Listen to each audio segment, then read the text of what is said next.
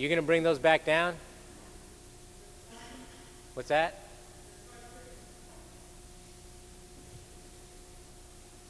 All right. We'll get started. Good evening, everyone. After the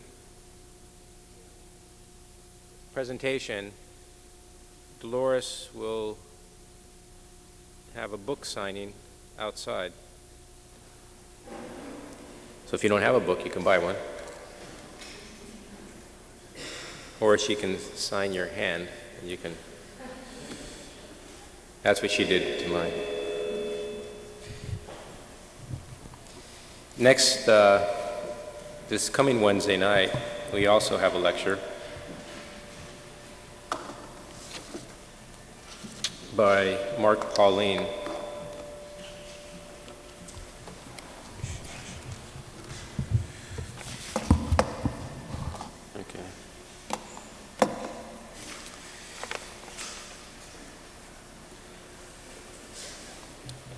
Dolores Hayden. She's a practitioner and an educator, quite a unique practitioner. She's taught at MIT, at Berkeley, and at UCLA, and currently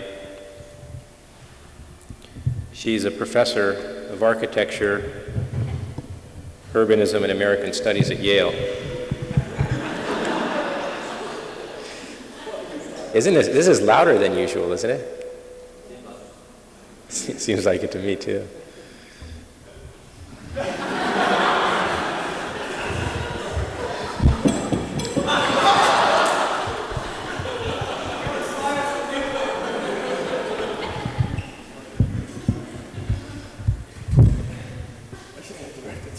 What's that? I know, it is so loud. It scares me, you know?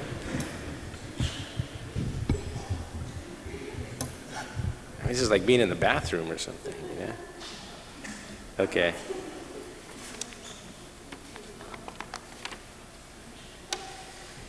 The work that she's done has received numerous grants, Rockefeller, Guggenheim, and what used to be known as National Endowment for Humanities. Another sort of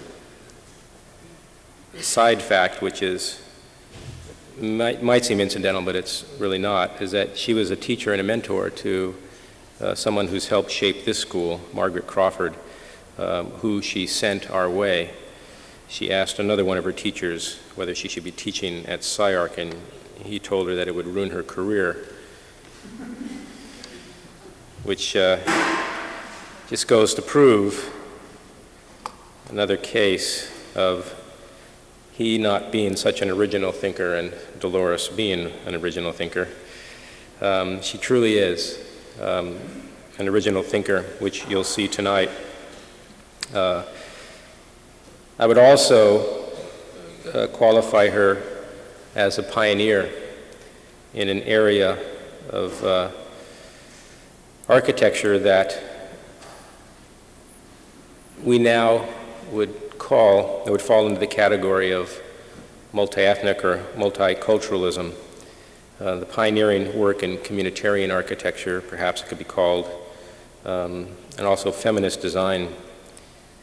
I think it can also be said that she's an inventor of a critical approach to urban preservation, considering any city's growth and the change that occurs while a city is growing, especially one like Los Angeles, which tends to have a short-term memory about its own history. She's written quite a bit. 3 books that she's written, one of which she'll talk about tonight. The Grand Domestic Revolution, which is a history of feminist design for American homes, neighborhoods, and cities. Redesigning the American Dream, the second book, the subtitle of which is The Future of Housing, Work, and Family Life. And the current book, The Power of Place, Urban Landscapes as Public History.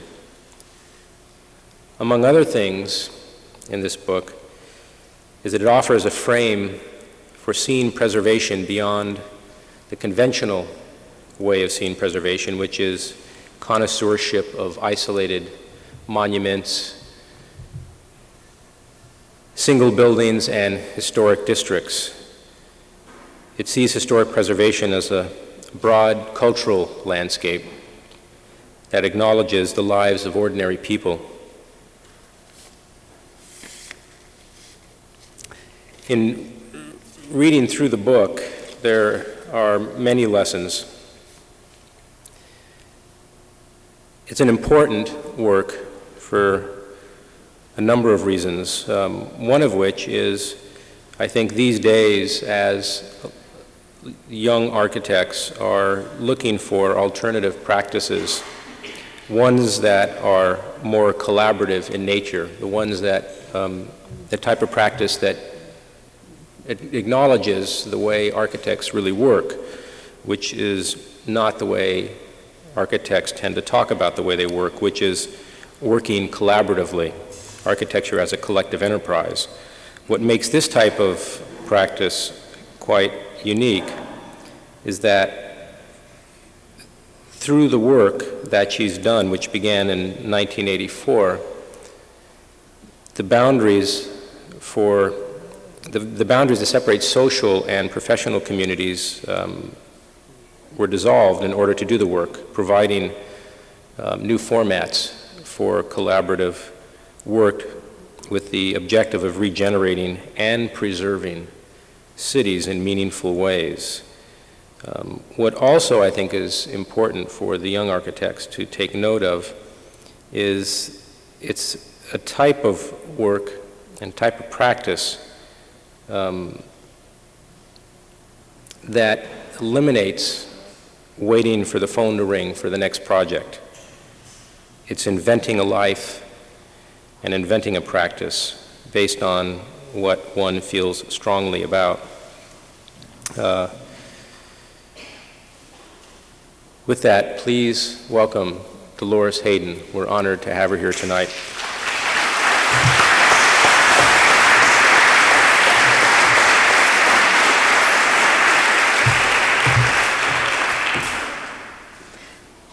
Thank you very much, Michael. I'm delighted to be here.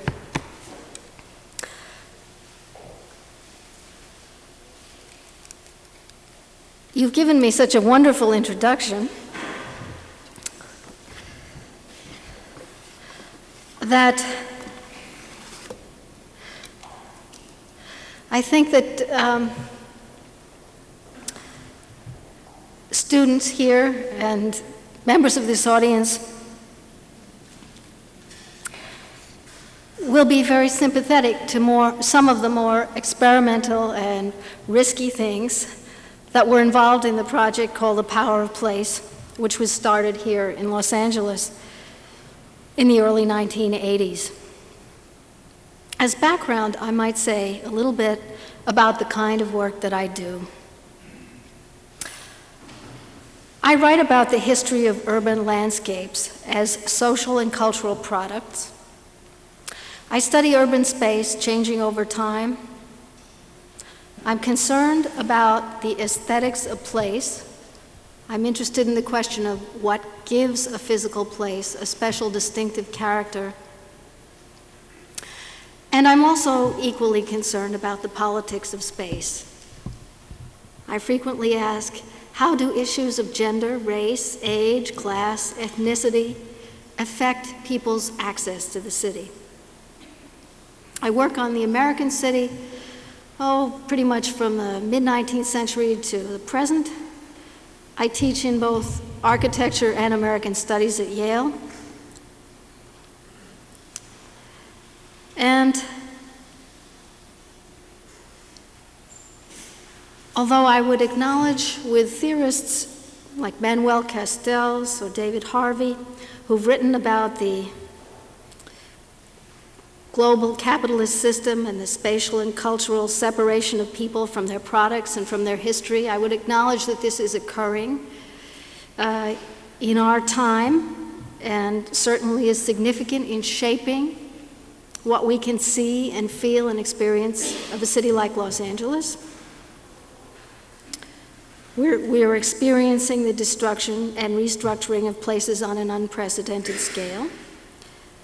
But I would also argue that it's very, very important to think about how we can enhance and understand place-bound identities.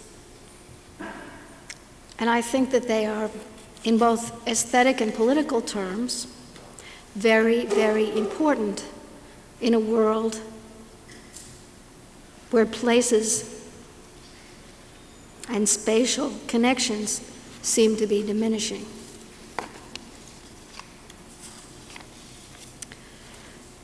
The Power of Place project was launched in the early 1980s when I came to UCLA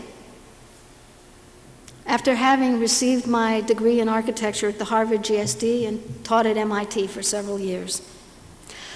At that point, I was convinced that I knew a great deal about the history of the American city, and Los Angeles, from the moment I arrived, confounded every expectation that I had. Coming here, I began to see I was going to have to learn it all over again. And I wasn't going to be able to go into the library and learn about Los Angeles. A lot of what was in the library seemed pretty sketchy. But UCLA had a tremendous reserve of graduate students and also many assistant professors in the young emerging ethnic studies programs there at that time, who had a lot to teach me about the history of Los Angeles and who were very eager to take me to their communities and tell me what they knew. So the Power of Place started as an experimental nonprofit corporation, thinking about the history of workers, women, people of color in Los Angeles, and asking questions about how that history might become more public and more physically visible, especially in downtown. Los Angeles is, as you all know, an ethnically diverse city, and it always has been since the day when colonists came here to found the Pueblo in 1781.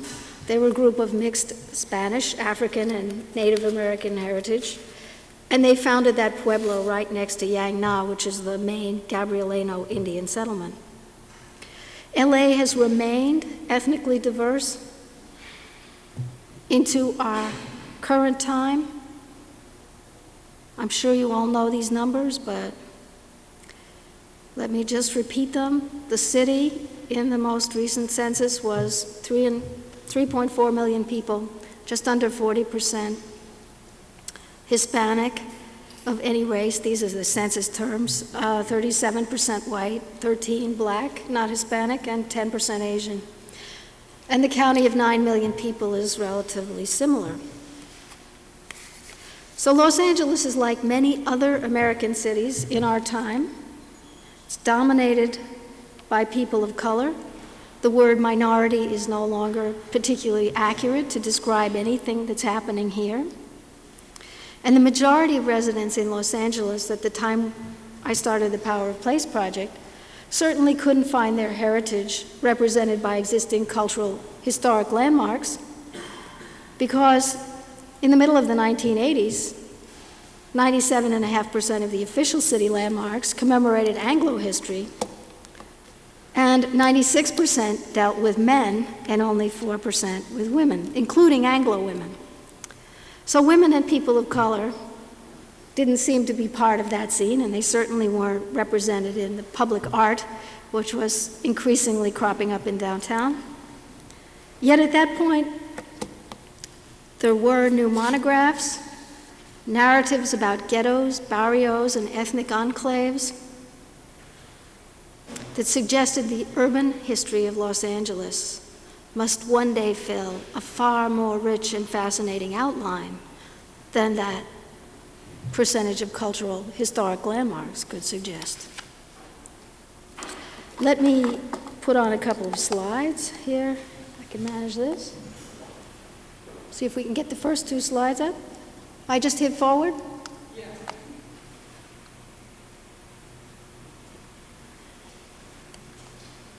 No.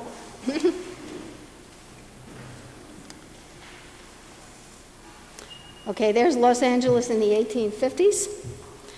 That's the dusty Pueblo and Los Angeles on a postcard of the 1990s. I was looking for a way to bring the history of the city into that downtown urban landscape. I was looking for a way to bring ethnic history into downtown as more than the graphic suggestion of Koreatown or Chinatown. Sorry, I seem to be having a lot of trouble with these slides. Let me see if I can get this one going. East LA,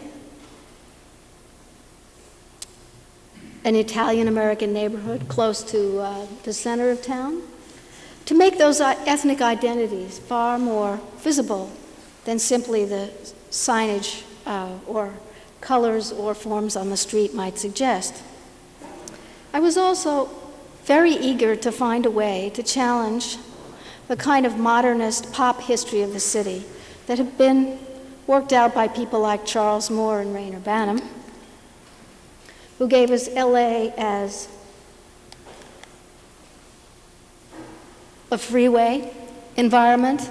Rayner Banham said that when people who studied Europe learned Italian in order to go and be architectural historians, he claimed that when he came to Los Angeles, what he had to do was to learn to drive. Gave us Autopia and those famous four ecologies, which never really went as far as East LA or South Central, and turned a lot of people into connoisseurs of the kind of programmatic architecture that you see in The Tale of the Pup. At one point, the director of a downtown museum was interviewed by a New Yorker reporter, and when that New Yorker reporter said, "Well, what about preservation?" the museum director said, "Oh, it's a terrible shame. People in Los Angeles don't seem to appreciate their own heritage." "Well," said the reporter, "just what heritage is that?" And the museum director said, "The brown derby is gone, and the tail of the pup is threatened." I'm happy to have the tail of the pup in place, but I think if we're going to be serious about the nature of Los Angeles, the search for what the history of Los Angeles really means and what kind of monuments or commemorations of that history might be appropriate, will have to be a much broader search. The first project of the Power Place in the mid-'80s was a walking tour of downtown. I co-authored this with Gail DeBrow and Carolyn Flynn, who were UCLA graduate students at the time. And 17 or 18 other graduate students worked on it. It was organized around the economic development of the city, looking at the working landscapes various industries had shaped there. It highlighted the history of production, the skill, the energy that workers expended to feed, clothe, and house the population. Here's City Hall. On that original itinerary were sites for the vineyards and the groves. They had Native American and then Mexican American and then Asian American workers beginning in the 1830s, stretching on. The flower market and the flower fields, which were Japanese American entrepreneurs beginning in the 1890s. The city market, which was a produce market dominated by Chinese American and Japanese American entrepreneurs, but with also some Italian American and Russian American vendors there. It was a site for the production of ready-cut homes beginning in the beginning of the 20th century and for garment workers, and another site for the Los Angeles oil field. Oil was discovered just west of the Harbor Freeway in the 1890s. These were the kinds of scenes of Los Angeles that seemed to me to belong in the minds of people thinking about how the city grew. me show you some of these images. Here we have the citrus grove, the Wolfskill Grove.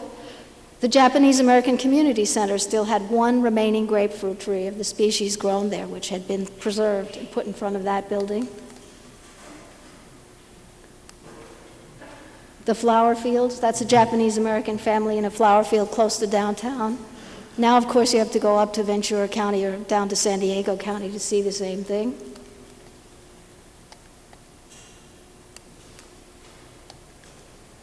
Produce market, Chinese American family of entrepreneurs in that market and the market today. The oil field. The wildcatters in the oil field in the 1890s just put those derricks in and around little wooden houses. And up here on the skyline, you don't see trees. You see some of those 2,500 derricks. Those are all oil derricks. Here we have the most successful wildcatter. She was a piano teacher from Boston who taught lessons in the evening in order to pay for the drilling equipment and eventually controlled half the field, Emma Summers.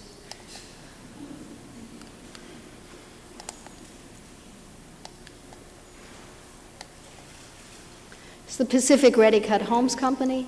They were in downtown making prefabricated housing from 1907 on. Their buildings fill the streets of many neighborhoods of LA, and they also ship things like bunkhouses and general stores to boom towns all over the West.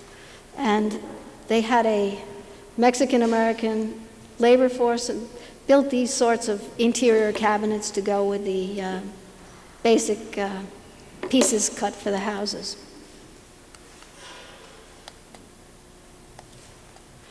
Garment workers on the left, organized by unions, organized by the shops that they worked in, and at an ILGWU meeting in a hall downtown.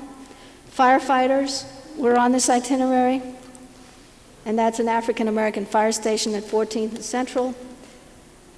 One of the firefighters there went to law school and led the drive for the integration of the civil service in LA in the 1950s. And there were also sites for midwives and nurses. Well, I think perhaps about 20,000 copies of this downtown walking and driving tour circulated. And the Community Redevelopment Agency, people who were interested in the history of the city, put the addresses of those sites into their central computer. And a few months later, they were working on a new building project and discovered that indeed, that walking tour told them it was the homestead of Biddy Mason, an African-American midwife. So as the plan for a new building on the particular site that Biddy Mason had occupied, it turned into a parking lot by the mid-'80s, as the plan for a new building, which was to be a garage with some commercial on it, was developing, and eventually there was a small park on this site as well. The CRA agreed that the Power of Place could raise money for a commemoration of Biddy Mason's life and work in the city and put it on this site. It was a team project, as all of the work that I'll be describing involved many, many people from different disciplines.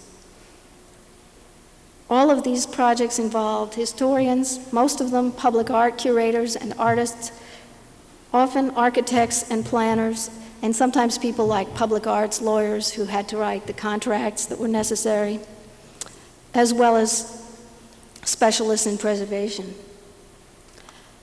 The Biddy Mason project turned out to be special because as soon as we held a public history workshop, inviting people to come from many different kinds of organizations, including Afro-American Studies at UCLA, and the California Afro-American Museum, and the First African Methodist Episcopal Church, it was clear that this midwife was not really a representative of a large group of midwives who delivered babies in the city for years. She was that indeed, but she also had a remarkable story.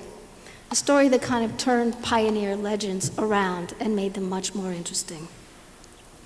Usually when you read about a pioneer, it says that someone came west, settled in Los Angeles, raised a family, earned a living, and made some contribution to the life of the city over time. Well, Biddy Mason did do all of those things. She was a single parent. She came to Los Angeles with her 3 daughters.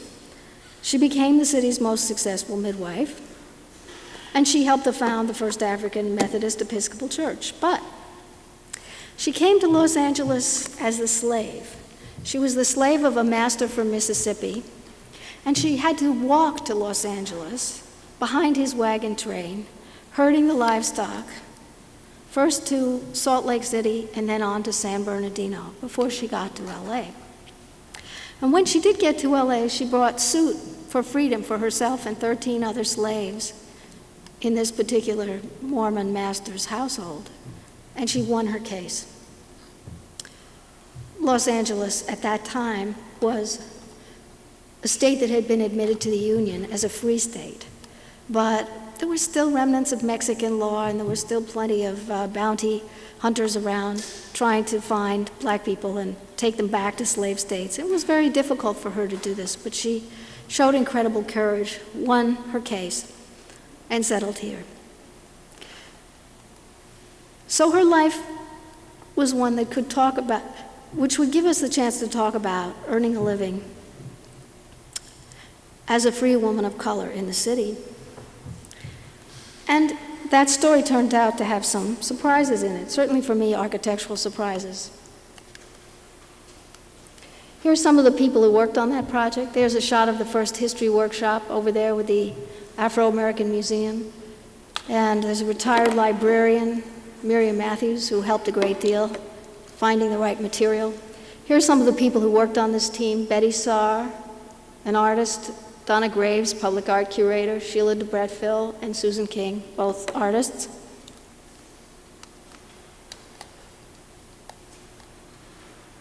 Here's Biddy Mason's photograph just after winning freedom. This is the house of the Owens family. And she and her daughters are on the porch with the women of the Owens family. This is about, well, this photograph is probably about the 1870s. Biddy Mason saved her money for 10 years and eventually built a homestead, and it didn't look like a little cottage with a picket fence. She built a commercial brick building right here on Spring Street. She bought a piece of land. Los Angeles had 2 booms with the railroad coming, and Biddy Mason was right in the path of commercial development. So the midwife's homestead turns out to be a place for her grandson's businesses on the ground floor, her residence upstairs, and the place where she starts the church. It's an urban homestead. And she understands a great deal about city growth, because when she arrives in LA, it's a dusty place. By the 1870s, it looks like this, and her homestead is somewhere in here. It's still pretty green. And by the 1890s, her homestead is somewhere in here, and it's clearly a different city. So the project told the story of Los Angeles in parallel with the story of Biddy Mason. There's a storyline about urban growth and another storyline about one woman struggling for her livelihood in the city. The project talks about what it means to be a midwife and the social importance of women's work as midwives.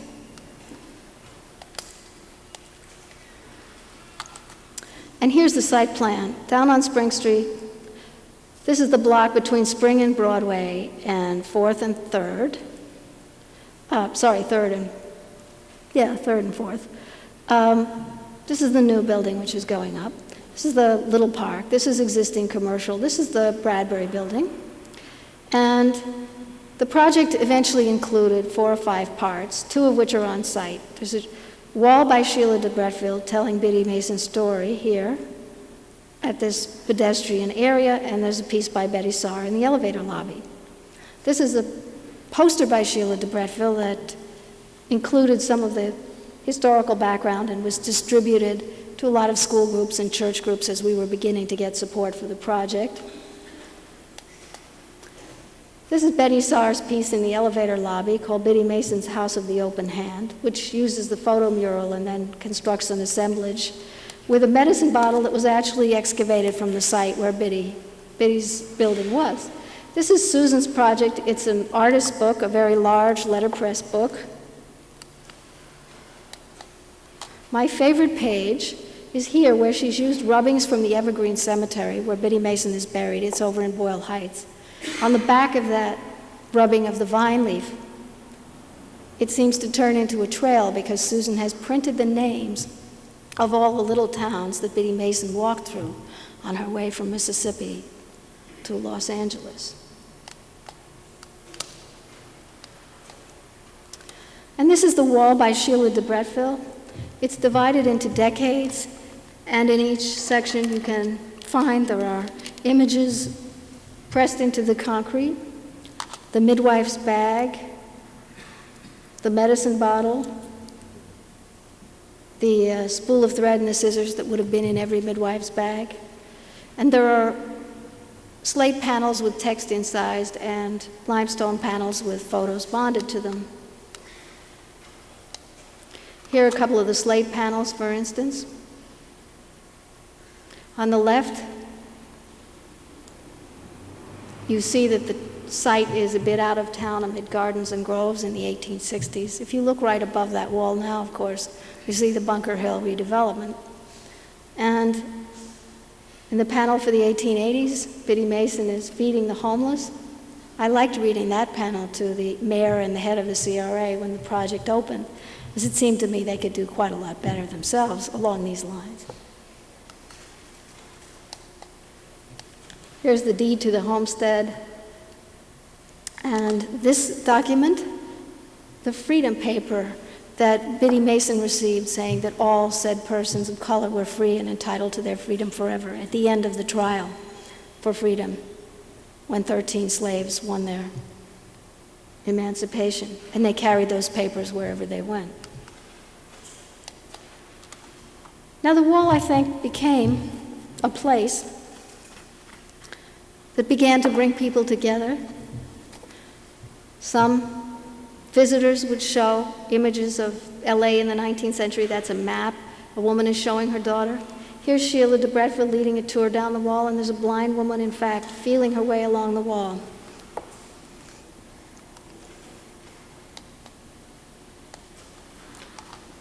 There's a Sanborn map on the left and the midwife's bag on the right. And people would pose in front of the wall for pictures. This is Miriam Matthews, the retired librarian, who contributed so much in her own research and preservation of documents, having her picture taken in front of the 1830s panel. And this is one of my favorite pictures.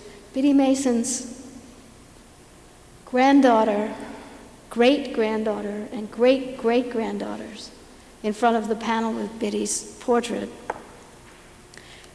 To me, this image suggests how doing urban history can also connect into family history and community history, giving people a much larger sense of their place in the city.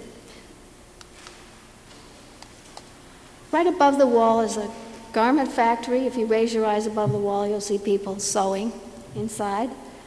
And the second project I'll talk about tonight was one directed by Donna Graves, who had worked on the Biddy Mason project. It was a reinterpretation of an existing building rather than a public art project on a vacant site. And the reinterpretation was to stress not the quality of this building, which had become a landmark in a real estate deal, but the social and political activity this building had housed. The Embassy Theater was home to many of the 1930s and 1940s most colorful labor and community organizers. Unions, especially women's unions, met inside and marched outside this building. And by the 1990s, it was a residential college for USC. In its heyday, the embassy was frequented by colorful organizers. Here's Donna Graves, who is the project director, and Rupert Garcia, one of the artists who worked on the project, holding Rupert's poster of Rose Pessoa, Luisa Moreno, and Josefina Fierro de Bright were three organizers celebrated in this history workshop and this project. Rose Pisota organized garment workers for the International Ladies Garment Union and led the dressmakers' strike of 1933. Luisa Moreno headed up the United Cannery Agricultural Packing and Allied Workers and organized cannery workers, whom you see on the other screen. And Josefina Fierro de Bright was the executive director of the first national Latino civil rights organization, El Congreso, which took up many different causes, including the Sleepy Lagoon defense in the 1940s. All of these women experienced the height of their careers in Los Angeles. They all came with journeys almost as heroic as Biddy Mason's. Rose Pisota came from Russia to New York and then on to LA. Luisa Moreno came from Guatemala to Mexico and then to LA.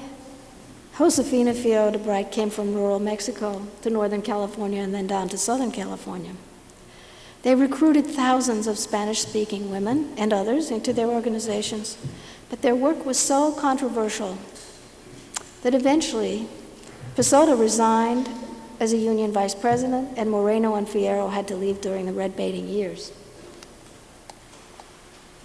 Here are some of the students who worked on the Embassy Public History Workshop. It involved George Sanchez and Albert Camarillo as two of the historians. Vicky Ruiz worked on this a bit too. And in addition to Rupert Garcia, the other artists were, well, Celia Munoz was another artist, and Brenda Levin was a restoration architect who worked on this project as well. It was a workshop which was attended by lots of union members, retirees, community groups, students, mix of people. This is Celia Munoz talking to the crowd, and then her artist book in 2 languages, reinterpreting the labor history of the building, which she called If Walls Could Speak. In that artist book, she runs a double storyline, much like the Biddy Mason wall. There's a public story about the organizers who accomplished what had been taboo, and there's a private story about Celia's mother, who was a garment worker. And here we see Rose Pisota organizing in some of the graphics of an earlier time. And here's Josefina Fierro de Bright organizing in some of the graphics from World War II about workers with linked arms. And the end papers of the book included union logos, which both Celia and Brenda Levin thought should be pressed into a new sidewalk outside the building. And Brenda proposed to recreate some showcases that had been outside the theater in the 20s and the 30s with terracotta bases and history text carried on those bases, as well as some sculptural objects like the bits of the sewing machines of the garment workers, hammers of the furniture workers, and some space for new publicity.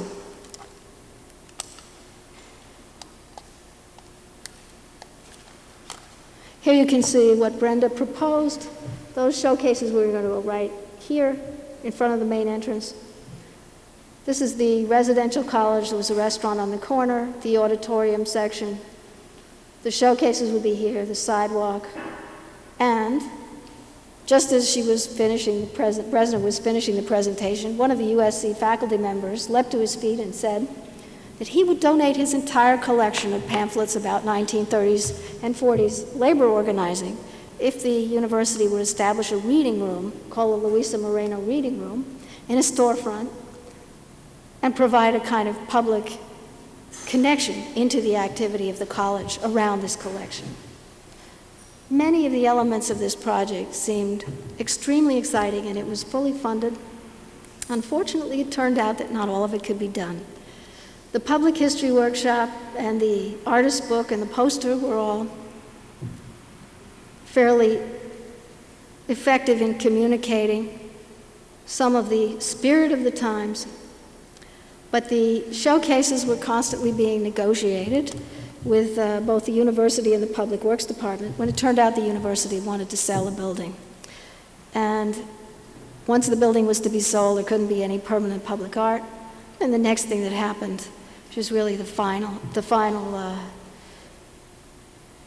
sense that this is not an appropriate site for this material, is the building took such a big hit in the earthquake that it's not clear to me whether it's going to continue to stand or not. When I was down there a year ago, the cracks were phenomenal, and it was evacuated right after the earthquake. Sometimes, though, things you work on for a long time don't turn out, and then things you work on just a little, or in collaboration with other organizations, do. And so I'm very pleased to see that things are going well in Little Tokyo around a certain set of ideas. We did a workshop in Little Tokyo about the history of the flower industry in '85. And then a year or two later, Susan Starre was a student who worked with me on planning a public art sidewalk to wrap the First Street National Register Historic District. This was the last remaining set of pre-World War II buildings in Little Tokyo that hadn't been subject to urban renewal. And in '85 and '86, the LA Conservancy and several other organizations succeeded in getting them designated as a National Register Historic District. This had previously failed on a couple of other occasions, as indeed had some of the other kinds of commemorations I've talked about. They weren't all proposed by us for the first time. Some of them had been struggled over in previous years, but this time Little Tokyo went through. And Susan Starre said, how about a public art sidewalk that would recall the scale of the little businesses that flourished in this block before the internment? She wanted to think about the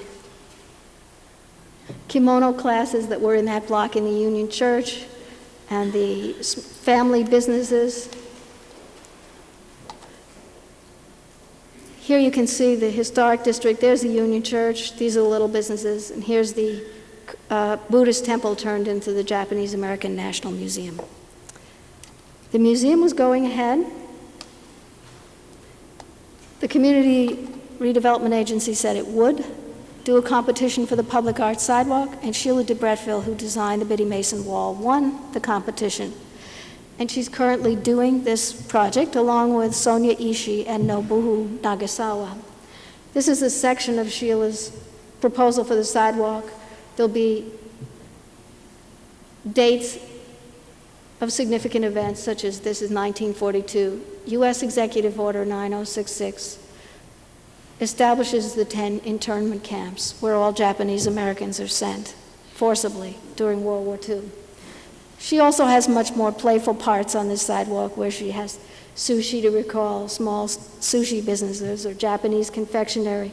And this is Susan's plan for that sidewalk. This is the original proposal, that it stretches around the block, wrapping it and making visually accessible to anyone on the sidewalk just what all those other pre-war activities were.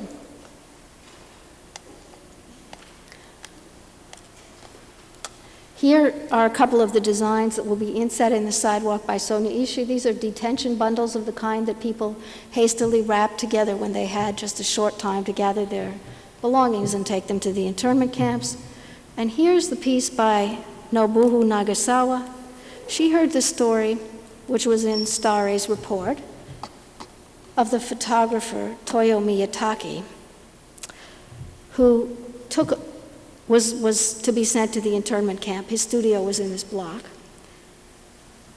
He took a lens to the internment camp and built a camera and began to take pictures of what was going on.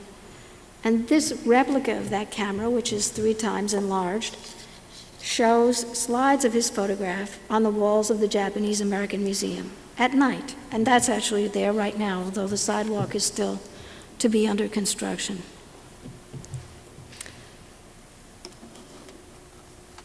All 3 of these projects, the one on the African American midwife, the one on the Latina organizers, the one on Japanese American small businesses, are in 3 very different kinds of settings. The first was a lost homestead that had turned into a parking lot.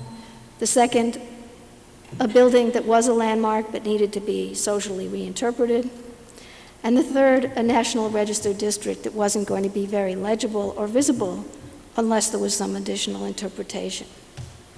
I think they begin to suggest some of the ways that artists, architects, preservationists, and historians can work together with the public on parts of the public landscape in the city.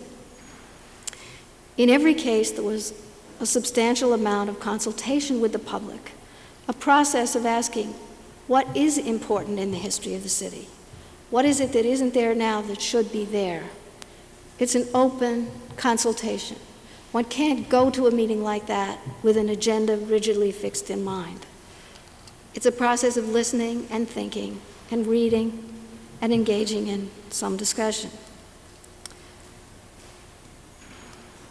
The physical results of these projects lead in many different directions.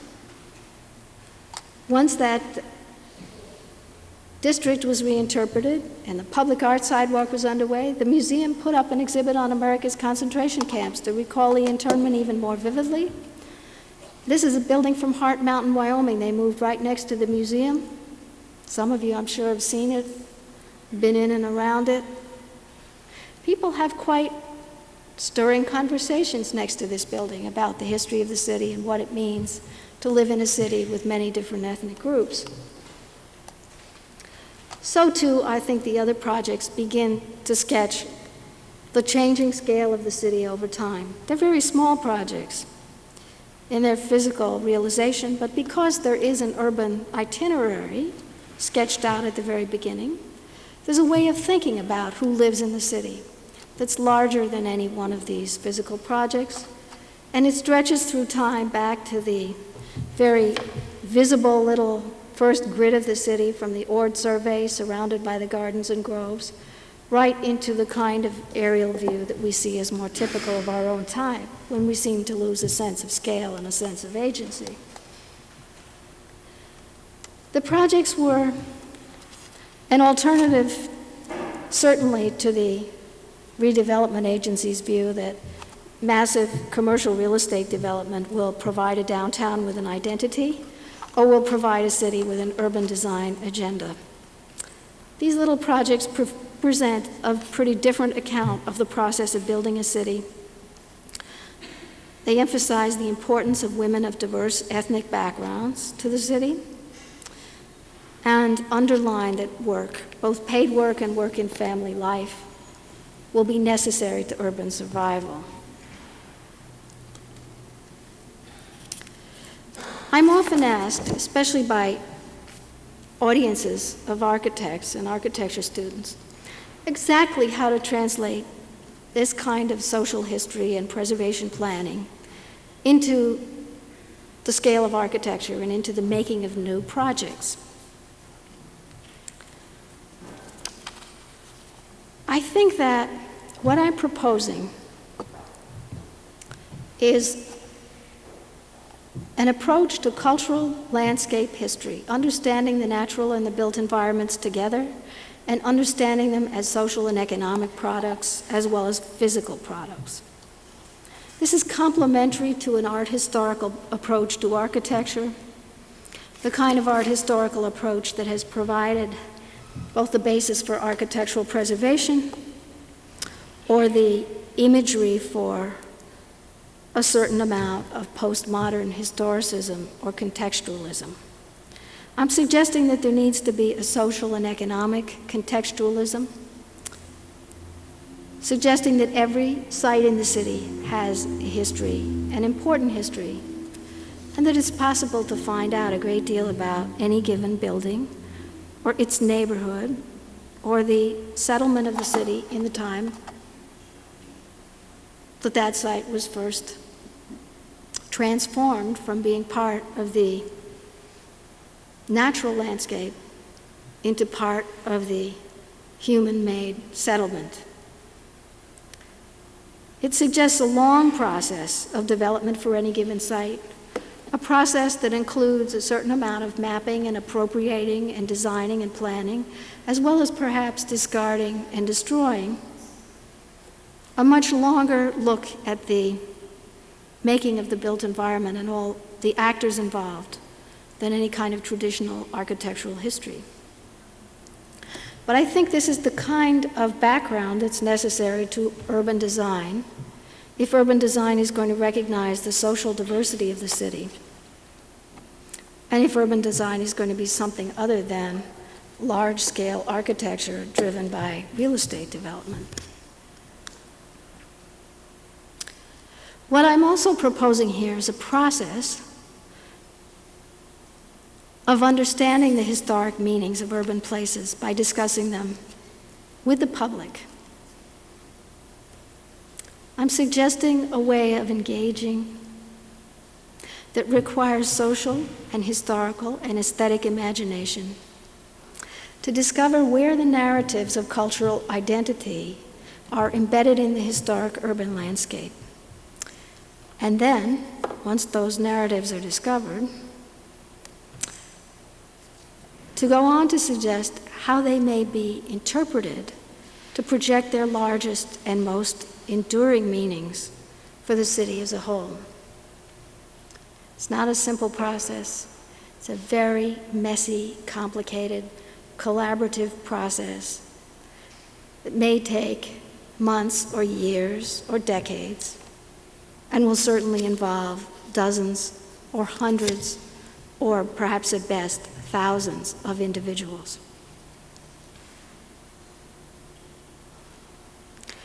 It's a process that requires almost everyone engage in activities far beyond the roles that all of us may have been trained for. Historians have to leave the security of the library and the comfort of pages in academic books or journals to think about working in media that offer much less control and less predictable audiences. Artists or designers have to be willing to engage with historical and political material and move quite far from conceptions of art as the progression of an personal, idiosyncratic style. It also means that artists and designers have to be willing to engage in the great uncertainties of community review processes, which sometimes may be very well developed and other times may be terrible. For people like public art curators, environmental planners, or urban designers, it means trying to work from the bottom up rather than the top down. There will be shifts in funding sources. It will mean thinking about grassroots organizations as sources of legitimate meaning rather than City Hall. And funding will always be difficult. In order to get some of these small projects done, in fact, I had to move from being historian and architect to nonprofit developer, which is never in my mind at the start, but it is the kind of role which ultimately emerges as critical if you plan on developing your own agenda. And as Michael Rotundi said, if you're not sitting home waiting for the client to call you up and the phone to ring. And last, for the community member, the person who's part of the public, it means being very generous, engaging in process of developing priorities for a place. It means working through local meanings with a larger group. Educating, being an insider means educating outsiders, people of different ages, genders, political views, skills. It can be exasperating, like any other public political activity, but I think it's never unimportant. Ultimately, while a single preserved historic place, including many that have been preserved by traditional, old-fashioned architectural preservation, may trigger potent memories. Those of us who care about the urban have to think about preserving networks of places. To recapture the sense of the city in an earlier time, to reconnect public memory on an urban scale, it's necessary to have networks of places and to think about interpreting those places and making them publicly accessible with new and more imaginative strategies for interpretation. Geographer David Harvey has noted, quote, "There's a politics to place construction, including material, representational, and symbolic activities, which find their hallmark in the way in which individuals invest in places and thereby empower themselves collectively." I do believe that urban places can be vehicles for people to connect with their own sense of the past and the present, share that with others, and begin to build ways to move into the future. I think that urban landscape history and the kind of public processes I've been describing to you can provide a framework for connecting those private meanings into a new kind of public urban life. I'm not always optimistic that on any given site one can succeed, but I do feel after perhaps a dozen years here in Los Angeles that in almost every neighborhood of the city, not just in downtown, there are dozens and dozens of historically and socially and politically important places with fascinating stories connected to them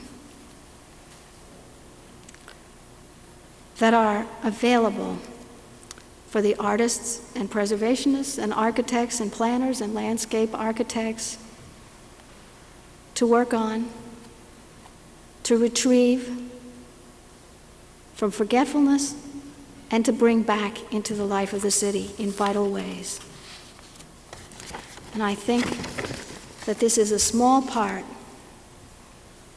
of creating the kind of political culture that can help to carry the American city into the next century. Thank you.